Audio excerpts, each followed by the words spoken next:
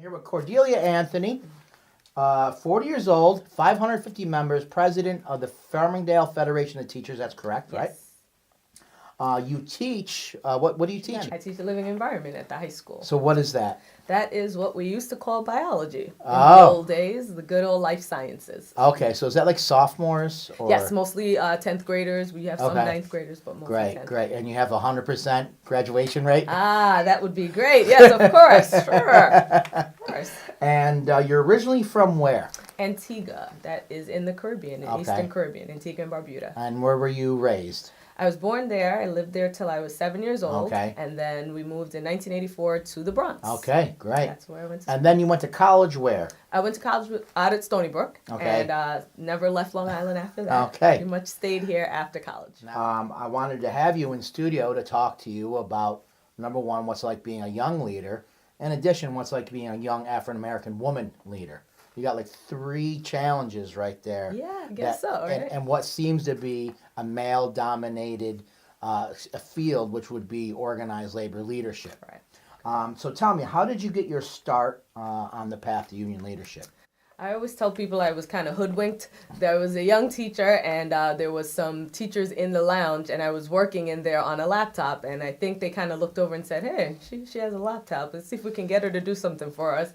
And I was always eager to help, and they were the building reps. Didn't know that. And so Okay. they help them start a building newsletter. And that's how I kind of started getting roped in. And then I became an alternate building rep, and then a building rep, and then an officer in the district. And last year I became president. So what does a building rep do? So the building representatives, we pretty much represent that specific building. We have 6 buildings in Farmingdale School District. So the building reps, depending on how many members are in each building, try to field information to the members in that building. They take information over to the officers so that we can handle any problems that arise and try to do member relations. Contractual issues? Absolutely, Gotcha. absolutely. Would you find yourself very busy doing assistant Yes, building definitely. rep and building rep stuff? When I was Yeah. a building rep, it was definitely busy because some of our buildings are pretty large, and so you were trying to field questions from members and relay information from NYSET back to the building so that people knew what was going on. And we are at UConn, we work with a lot of teachers unions, and I've always tell people, it's unfair that you get to skirt your entire career not being a building rep. I think It should be so. a rite of passage for every educator to I at least do think it for a year, so. right? That's a good point. Yes, I great, agree. Great. So any suggestions to other young people who are looking to get involved with union leadership, whether it be teachers unions or any union at all? Absolutely. I think it's important for their future career. I think if they want to have the terms and conditions that they currently are working on, that they need to get some more knowledge and be able to have some knowledge to pass on to newer, I call them kids now, I felt like that was me, that are coming in that are 22 and 23 years old and don't know what people had to go through to get the terms and conditions we now have. So I think it's important that they get involved now. Now you're age 40 now. Are you currently looking for your replacement? No, not yet.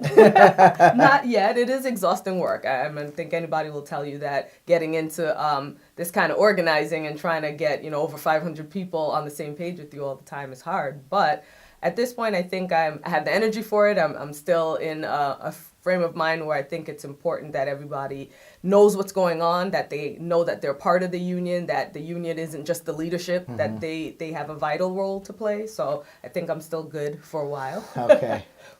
Now, do you sense any challenges being a young black woman at the bargaining table? I can't say for sure because I think in my district I am the first African American president there. So it being younger might have a role. Maybe they try to bring things to you that they think you don't know from the history. But luckily, we know that with unions, information gets passed on, the history gets passed on. So I think that's one challenge. Not sure yet how being African American plays a role. There's not a lot of us in my school district. There's no one else on the team that is. So I do stand out, I guess. And being in negotiations, and I'm one of the chief negotiators, I think it might have an impact, but I haven't seen it yet. The white community often says that people of color like to pull the race card. Has it ever been, everyone ever say that you've done that? No, I haven't had that happen yet. I mean, there has to be times where things come up that are specific to race issues, whether it be issues relating to ENL students, where it's issues, related What does to ENL stand for? English as a new language. So Okay. those are our second language or third language students that come in from other countries. And so when things arise that have to do with that kind of field, I guess maybe people will say I have probably a interest in that because I wasn't native to this country, so I might have more. So I think there might be times where things come up, but nobody's ever accused me of that at this point. Okay. Well, you're still young. Yeah, I know, right? So am I. Is there a shortage of minority teachers out there?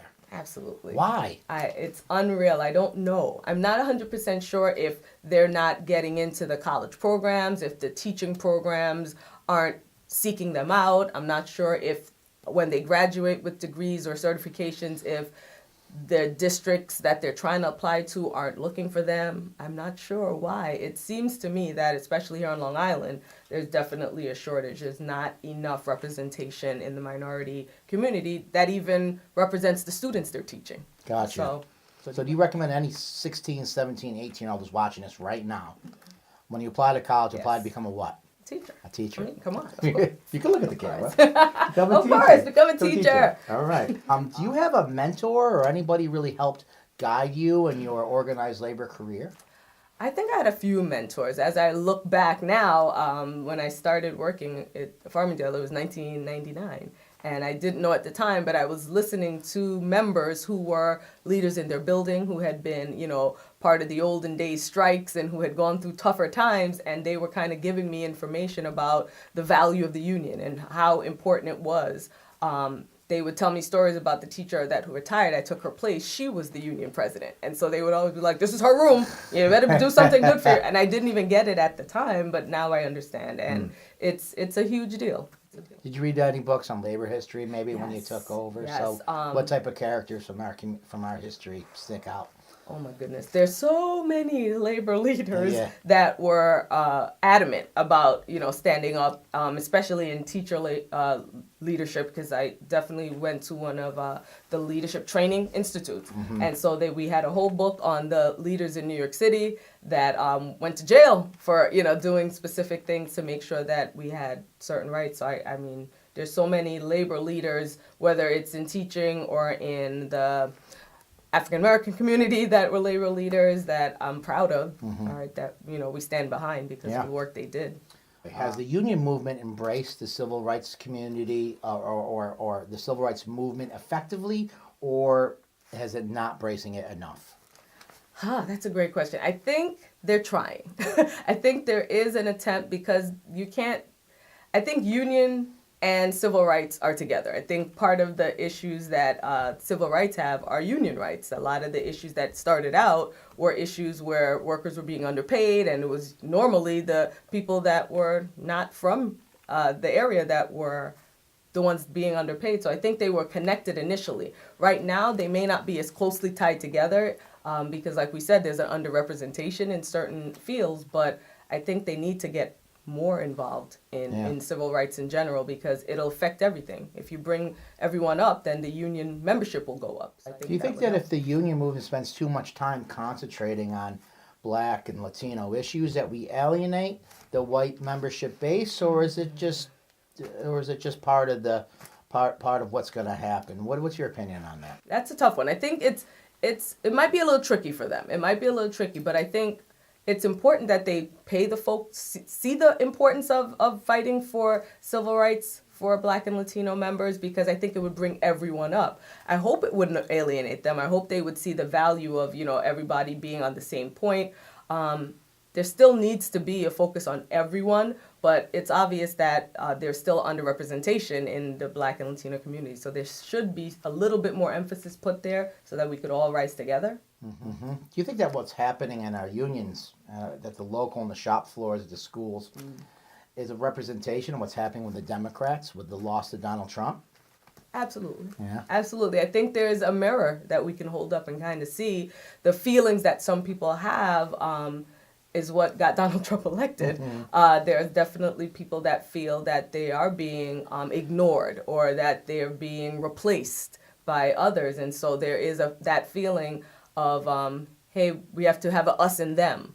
But I think in the labor community, we kind of have to forget that idea and put that aside for the good of labor in general, because we all want to increase the middle class. We all want to see, I guess, an improvement in everybody. We don't want to just have one group with all the power and the money and then the other group kind of stagnant. Yeah. Do you see a sense of racism within union leadership, maybe not just with the teachers, but in union leadership at all, as a whole? I know it's a tough question for me to put you on the spot. I think there's always an effort. I always see an effort, for me on the teaching side, there has been recently, and I guess even for a while, some members of like the AFT that are minority, of NYSET now that are minority, but I think it's been a long time in coming. I think it's taken a long time to see that change. I think they're working on it. I think there are people coming up, but there might be a long-standing tradition of this is who the leader was, what the face of the leader looked like for a long time. And so there might be things just ingrained in people that they're not even realizing they're doing that is preventing some people from getting a chance. Gotcha. Okay. Tell us your thoughts on Black Lives Matter. I think Black Lives Matter has kind of gotten bastardized a little bit. I think when I first heard of it, I understood exactly what it meant. And I